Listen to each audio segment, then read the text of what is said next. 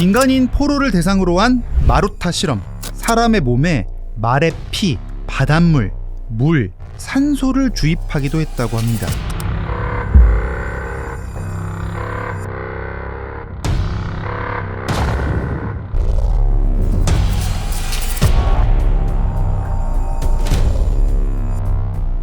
심지어 모성애가 얼마나 강한지 실험해보기 위해서 뜨겁게 달군 방에 엄마와 아이를 가두고 어느 정도 뜨거워야 엄마가 아이를 깔고 올라가는지를 시험하기도 했다고 하죠. 이 부대에서 절대로 생각해서 안 될 게 세 가지가 있어. 첫째, 인간이란 무엇이니? 둘째, 인간이 이럴 수 있을까? 그리고 셋째, 나도 인간일까?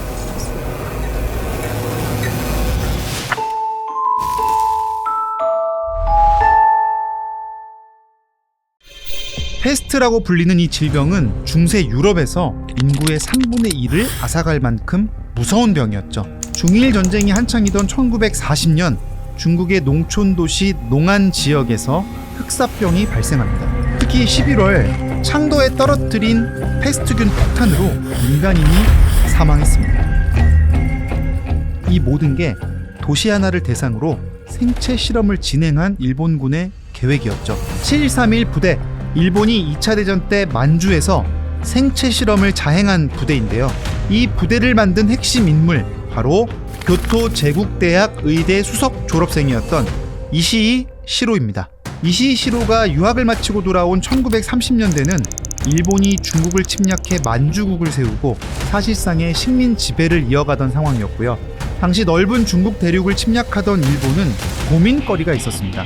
일단 넓은 영토에서 군대에 깨끗한 물과 식량을 보급하는 일이었는데요. 특히 만주 지역은 물이 나빠서 장티푸스 같은 전염병도 많이 걸렸다고 합니다. 풍토병에 걸려 병력을 잃지 않도록 전염병을 예방하는 게 일이었죠. 즉 방역과 급수가 굉장히 중요했던 겁니다. 그래서 생긴 부대가 관동군 731 방역급수부대였어요. 부대까지 만들어야 될 정도로 중요했던 건데 일본군은 여기서 한 발 더 나갑니다. 각하, 중국 인구는 4억입니다. 4억이면 소총 탄을 한 발씩만 사용해도 4억 번이 필요하다.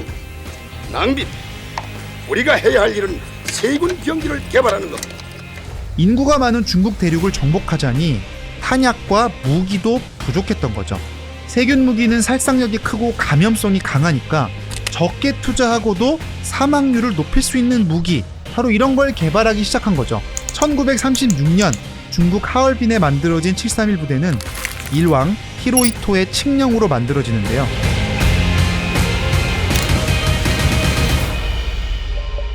最も多くの研究者を出していたのは京都大学、次いで東京大学。少なくとも10の大学や研究機関から合わせて40人の研究者が731部隊に集められていました。 어떤 세균을 어떻게 넣어서 피해를 줄 것인가 알 수 있는 방법은 바로 생체 실험이었습니다. 注射器でもってスイカ膜輪に注射しました。そして完全に菌が増殖しているのを確かめてから食べさせました。 마루타로 불리는 살아있는 사람에게 각종 균을 주입해 몸이 변화하는 과정을 기록했는데요. 대부분은 중국인들 혹은 조선인들이었다고 전해집니다. ワクチンの効力検定をやるために中国人、それから満人を約50名余り人体実験に使用しました。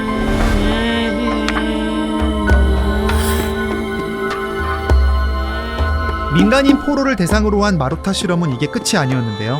독가스 실험, 화상을 입혀 감염시키는 실험, 얼마나 많은 피를 빼내야 사망에 이르는지 알아보는 실험. 전투를 나가면 많은 양의 피가 필요하잖아요. 어떻게 하면 출혈이 큰 병사를 빨리 치료하고 혈액을 대체할 수 있을까 해서 사람의 피 대신 말의 피를 뽑아 사람 몸에 주입해보고 소금물, 물, 공기 등을 사람의 몸에 투입했다고 합니다. 인간을 말뚝에 묶어 세균 방출 폭탄, 화학무기, 폭발성 폭탄을 시험했고요. あの当時現地に中国人の捕虜収容所は2カ所ありました。その人員は約3000名と言われていました。そのマント作りに参加しました。少し悔しいからそれに注射器でもって菌を注射しました。 731 부대에서 해마다 400명에서 600명 정도를 관리, 운용하면서 실험을 한 걸로 전해지고요. 어림잡아 계산하면 731 부대에서 3,000명이 사망했다고 합니다. 그런데 문제가 있었습니다. 마루타 실험도 모자라서 아예 도시 전체에 실제로 균을 노출시키는 실험까지 했던 거고요. 使われる細菌は主としてペスト菌、コレラ菌、パラチミス菌であることが決定しました。水源とか井戸とか貯水池、重要なところに散布されたのであります。 앞서 얘기했던 중국 농안 지역에 패스트균 무기 5g을 살포했던 사실이 당시 이시시로의 부관이었던 가네코 주니치의 논문에서 뒤늦게 드러나게 됩니다. 1차 대전 이후 미국, 독일 같은 여러 나라들이 생화학 무기를 만들었지만 서로 보복 공격의 우려로 사용하지 못했었는데 당시 중국은 반격 능력이 없다 보니까 일본은 대놓고 사용했던 거죠.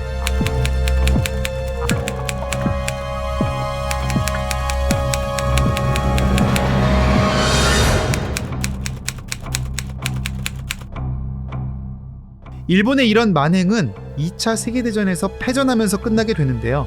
이시시로를 비롯한 포로들은 일부가 붙잡히게 되는데 당시 엄청난 규모의 생체 실험 데이터가 소련에 넘어갈 걸 우려한 미국은 자료를 넘겨받는 대가로 이들을 법정에 세우지 않게 되고요.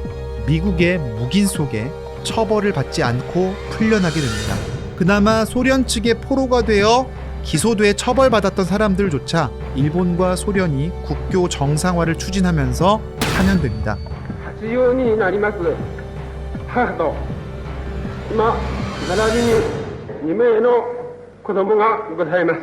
2014년에는 교토대학 의학부에서 731 부대 가담자들에게 박사 학위를 수여한 걸로 뒤늦게 드러나기도 했습니다. 만행을 가지고 학위를 받은 거죠. 게다가 이들은 떵떵거리며 돈도 잘 벌면서 잘 먹고 잘 살기까지 했는데요. 現在の金額で500万円近い金額が研究者個人に支払われていたのです。 731 부대 출신인 방역 책임자 나이토 료이치는 1950년 일본 혈액은행을 설립하게 되고요. 쉽게 말해 피를 파는 회사였는데요. 6.25 전쟁 당시 미군을 상대로 장사해서 큰 돈을 벌었고요.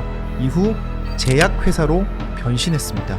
바로 이 제약회사가 일본의 녹십자입니다.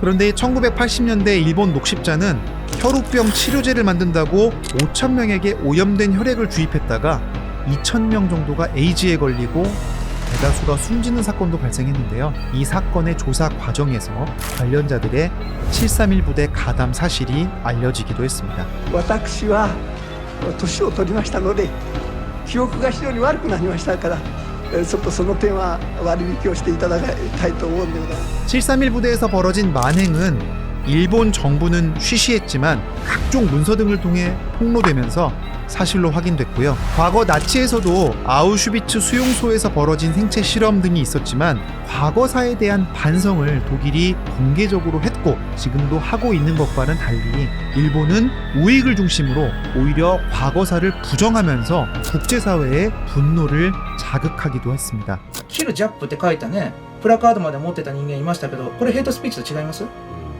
それであなたたちの国でなんか問題になってます？いやとんでもない連中だと。 피격으로 숨진 고 아베 일본 총리는 지난 2013년에 731이라고 적힌 기체에서 기념 사진도 찍었는데요. 우연이라기에는 명백한 도발일 수밖에 없는 거죠.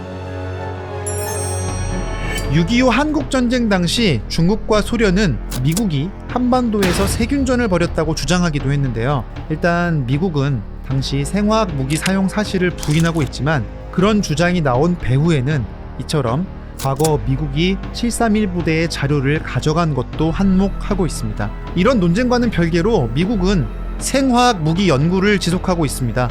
미국은 1998년 세계 미군 기지 중엔 처음으로 한국 오산기지에 탄저균 실험 시설을 갖췄고요. 2013년부터 세균전 대응을 위한 주피터 프로그램을 시작했습니다. 왜 실험지가 미국 본토가 아닌 우리나라였을까요? 주한 미군이 있는 데다가 위험한 생물학 시료를 미국 본토가 아닌 곳에서 분석 실험이 가능하게 프로그램을 설치하기에는 한국이 가장 우호적인 나라이기 때문에 그렇다. 원한다면 언제 어디서건 실험이 가능하다. 이처럼 세균전 대응에 나서고 있는 건 북한의 위협 때문이기도 한데요. 실제로 북한의 경우에는 무인기에다 화학무기 혹은 생물 무기를 탑재해서 테러나 군사 공격용으로 사용할 가능성이 충분히 있다는 분석이 나오고 있습니다.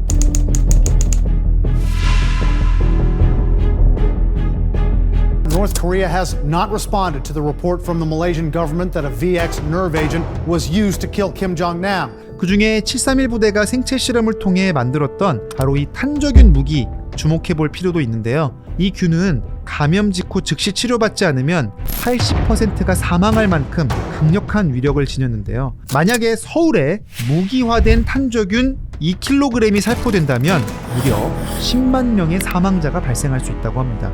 우리나라의 경우에는 우선 화학무기 금지 협약 또 생물무기 금지 협약 당사국으로서 무인기에 그 어떤 대량 살상무기도 탑재할 수 없게 돼 있습니다. 그런 의미에서 만약에 북한이 사용할지 모르는 생화학 무기는 우리에게 비대칭 위협이 될 수 있는 거죠. 이렇게 전쟁이 벌어지면 절대 안 되는 이유가 또 하나 추가되는 겁니다.